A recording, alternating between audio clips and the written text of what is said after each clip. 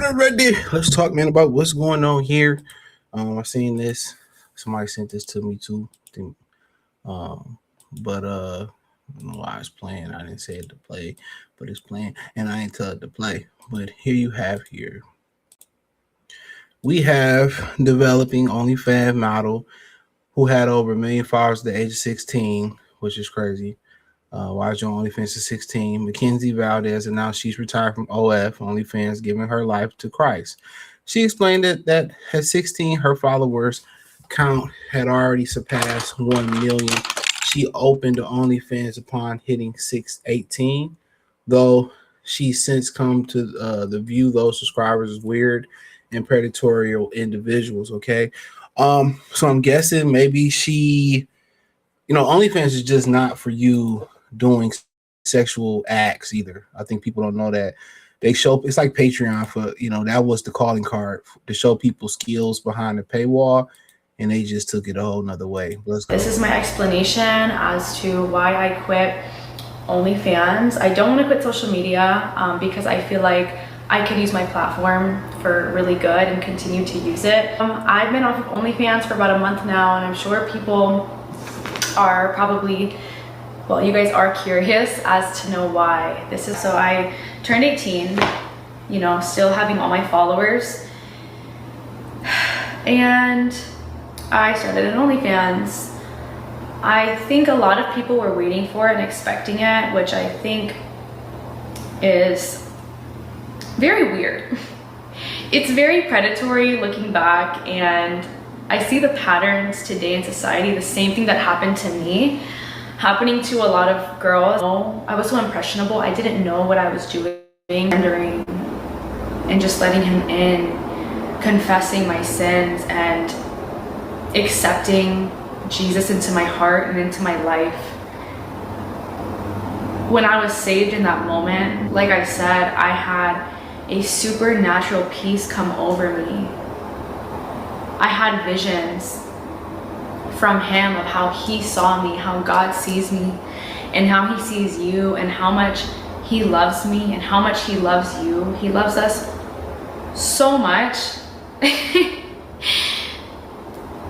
It literally broke me. Like, all my attachments to the world, my attachments to my image and my identity and my body and myself and my world, my addictions that I didn't think were like addictions, my phone, alcohol, like all these things broke.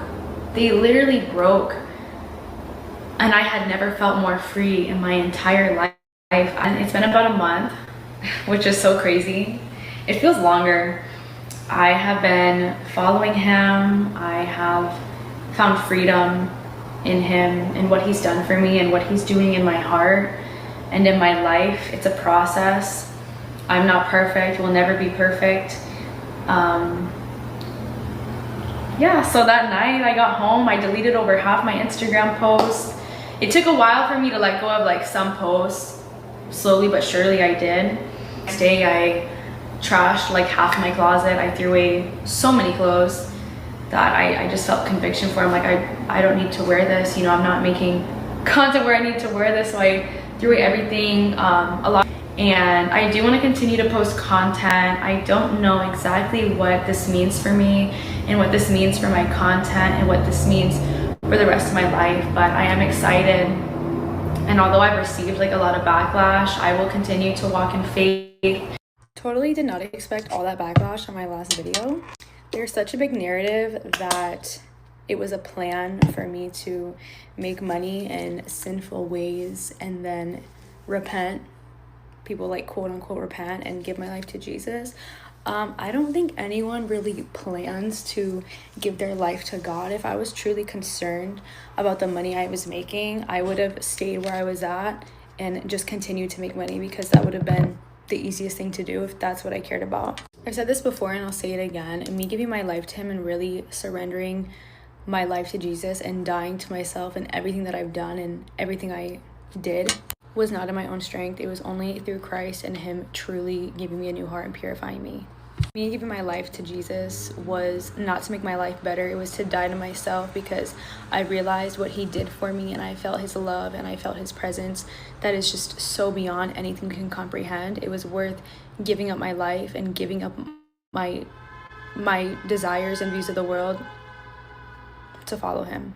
I'm so grateful, and I feel like it is a responsibility that I have for everybody that I've led astray from what I did, to try, even if it's just one person, lead them closer to truth.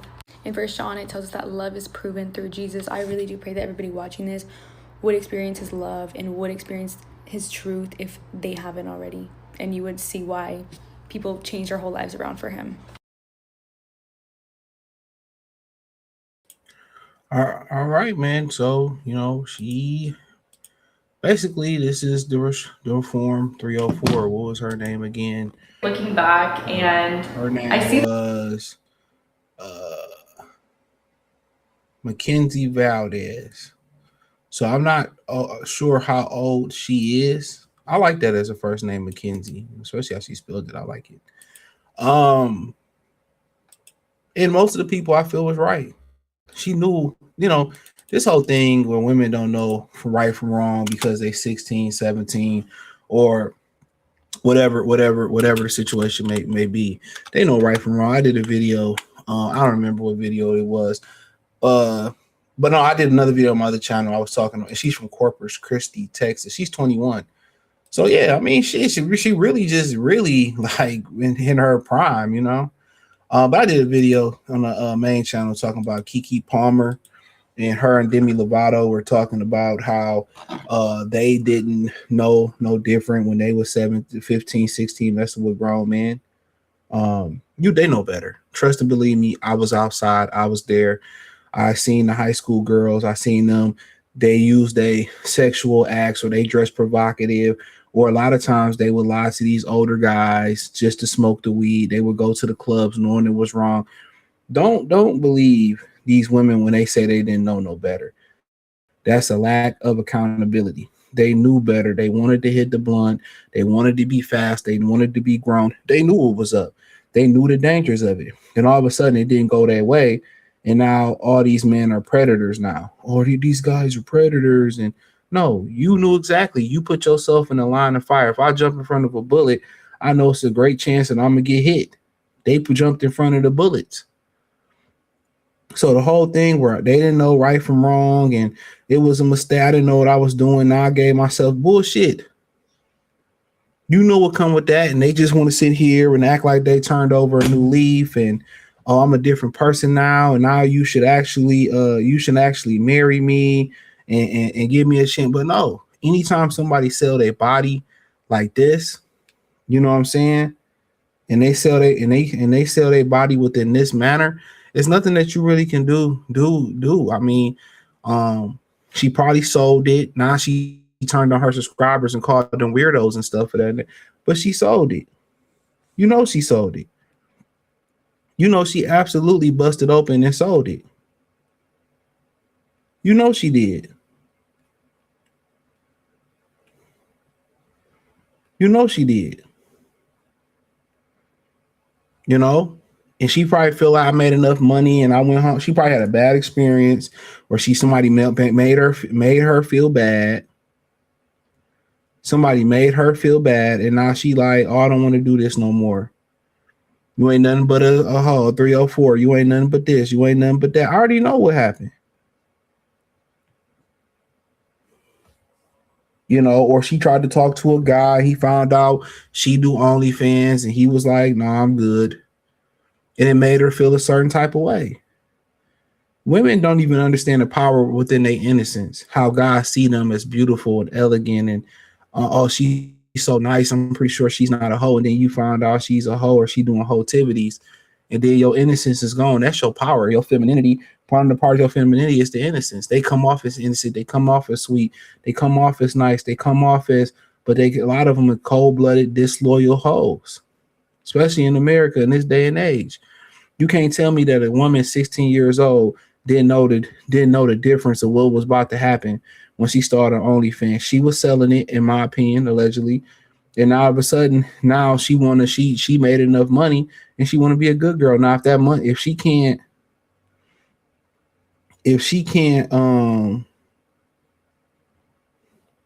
realistically, if she can't make that bread up, if she can't make that money back, and her money get low, right? Her money started to get low. Guess what's gonna happen?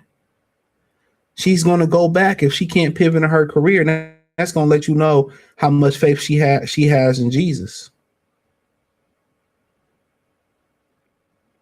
That's gonna let you know how much faith she has in Jesus. I'm gonna tell you that right now. That's gonna tell you how much faith she really got in Jesus, because 9 times out of 10, when the money get funny and the OnlyFans money run out, and whatever she pivot to is streaming, gaming, no matter if and I think they meant she had a bunch of so many Instagram followers. I think that's what they was meaning, not OF followers. I think they were probably saying she had 1 million Instagram followers, whatever it was before OnlyFans. And as soon as she's just seen the money, and now she feel like she made enough money already to turn a new leaf. We gonna see. When that money started to deplete, will she go back to OnlyFans, or will she believe in Jesus, especially if this new plan don't work? But right at this point, she's a used condom. She's a used condom, dude. She can't turn. Women are not built to go through that trauma, go through that sexually, and she's still young. She ain't gonna be happy being a wife. She sold her body. She probably sold her Virginia. It's a wrap. She can't be a good wife to nobody. Even a simp that'll let her do whatever she want to do, she's still not gonna just be happy. But hey, thumbs up the video, share the video, peace. Hit the link in the description, join the Patreon. But yeah, she let me say this, she done. She cooked. She knows she cooked.